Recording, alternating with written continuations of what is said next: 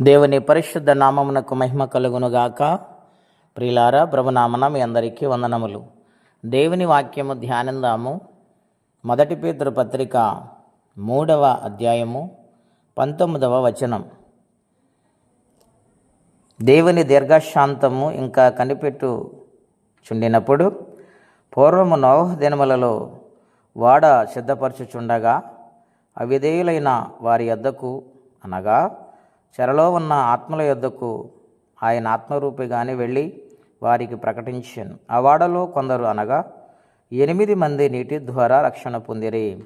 ప్రియమైన దేవుని బిడ్డలారా, ఉదయకాల సమయంలో పరిశుద్ధాత్మ దేవుడు మనందరితో మాట్లాడుచున్నారు. నాటి దినాలలో రక్షణ వార్తను నోవహు గారు భూలోకములో ప్రకటిస్తూ ఉండగా దేవుని మాట మేరకు అందరూ ఏళన చేశారు, అవమానించారు. దేవుడు వాడకొట్టుకోమంటున్నాడా నిన్ను? వర్షాలు వస్తాయా? నువ్వింత వెర్రివాడివేమిటిరా? రకరకాలగండి నిందలు అవమానాలు మోస్తాడు ఆయన. కానీ తన నీతిని ఎన్నడూ కూడా విడిచిపెట్టలేదు. దేవుని సన్నిధిలో తన యథార్థతను కాపాడుకుంటూ నడిచాడు. గనుక దేవుడంటూ ఉన్నారు ఈ తరముల వారిలో నీవే నీతిమంతుడిగా ఉన్నావని సాక్ష్యమిస్తూ ఉన్నారు. ప్రియులారా, అటువంటి దినాలలో మానవులు ఇష్టానుసారమైన మార్గాలు నడుస్తూ దేవునిని నిర్లక్ష్యము చేసి రక్షణ వారి దగ్గరకు వెళ్ళినా, ఆత్మరూపిగా దేవదేవుడే వారి మధ్య సంచరిస్తున్నా వారి లెక్క చేయలేదండి. హేళనగా చూశారు. ఈనాటి దినాలలో కూడా అటువంటి సంఘటనలు జరుగుతున్నాయి. దేవుడంటే నిర్లక్ష్యం, యేసుప్రభు వంటి సులకన, ఏళన, నిందలు, అవమానాలు, ఎన్నెన్ని రీతిలుగా దేవుని బిడ్డలు బాధపడుతున్నారండి. సువార్త జరుగుతుంది, ఇబ్బందులు, వాక్య సందేశాలు ప్రయాణము చేస్తున్నాయి, అనేక మంది హేళనలు, ఎన్నెన్నో జరుగుతూ ఉన్నాయి.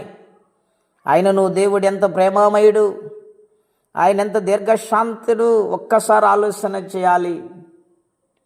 ఆయన ఇంకా మానవుడు మారతాడని అనేక కోణాలలో సువార్తను మానవుని దగ్గర కంట తీసుకుని వెళుతూ ఉన్నాడు. ఆయన నిత్య నరకానికి వెళ్లకుండా ఉండాలని, తీర్పుకు గురి కాకుండా ఉండాలని, అగ్ని గంధకాల పాలు కాకుండా ఉండాలని దేవుడు ఎంతగానో ప్రయాసముతో తన బిడ్డలైన వారిని పంపిస్తూ ఉండగా, మనిషి తన అహంకారం వలన, తన స్థితిగతుల వలన దేవునికి దూరమైపోతూ ఉన్నాడు. ప్రియులారా, ఆనాడు 8 మంది మాత్రమే రక్షించారు. లోకమంతా నీటితో నిండిపోయింది, ప్రచండమైన వర్షాలతో. దేవుడి హెచ్చరికని ఎవరు కూడా నిర్లక్ష్యము చేశారు, లెక్క చేయలేదు. గనుక జలప్రళయం వచ్చింది. ప్రియులారా, ఈ కడవరి దినాలలో దేవుడు అనేక రీతులు హెచ్చరిస్తూ ఉన్నాడు. దేవుని మాట వినకపోతే నష్టము చవి చూడాలి, నిత్య రాజ్యాన్ని కోల్పోతారని ప్రేమతో ఆయన పిలుస్తున్నాడు. ఎవరు ఇష్టపడుతున్నారండి? గనుక వాక్యం వింటున్న ప్రియ దేవుని బిడ్డలారా, రక్షణ మీ దగ్గరకు వచ్చింది. వాక్యము ద్వారా ప్రేమతో స్వీకరించండి. ఆత్మకు రక్షణ లేకపోతే, జీవితానికి రక్షణ లేకపోతే మానవుని యొక్క మార్గము అర్థము కాని రీతిలో ఉంటుంది. ఇది భయపెట్టడానికి కాదు, ప్రేమతో దేవుడు హెచ్చరిస్తూ ఉన్నాడు. గనుక దేవుని ప్రేమను నిర్లక్ష్యము చేయవద్దు. రక్షణ పొందండి, ఆయన రాజ్యము కొరకు సిద్ధపడండి, దైవ దీవెనలు పొందండి. అట్టి కృపా తీర్మానం పరిశుద్ధాత్మదేవుడు మనందరికీ దయచేయునుగాక. ప్రార్థనండి. అత్యంత కృప కలిగిన దేవా, మహోన్నతమైన మీ నామం కొరకై వందనములు, స్తోత్రాలు చెల్లించుచున్నాము. రక్షణ అతి సమీపముగా ఉన్నది ప్రభువా.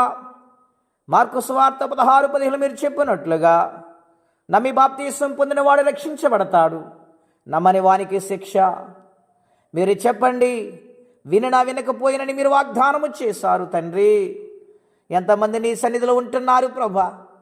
వినని వారి కంటే వినని వారు విస్తారముగా ఉన్నారు ప్రభా. అయ్యో, నీ ప్రేమ, నీ దీర్ఘశాంతం ఎంత గొప్పది. కనికరము కలిగిన దేవుడా, కొంతమంది అయినా రక్షించబడటానికి ఈ ప్రార్థన ద్వారా సహాయం చేయండి. ఎవరే కష్టాల బాధలు ఇబ్బందులు ఉన్నారో వారికి నీ సహాయం పంపించమని రక్షణకర్త యేసుక్రీస్తు వారి పుణ్యనామములో ప్రార్థించి వేడుచున్నాము తండ్రి. ఆమేన్. దేవుడు దీవించునుగాక. ఆమేన్.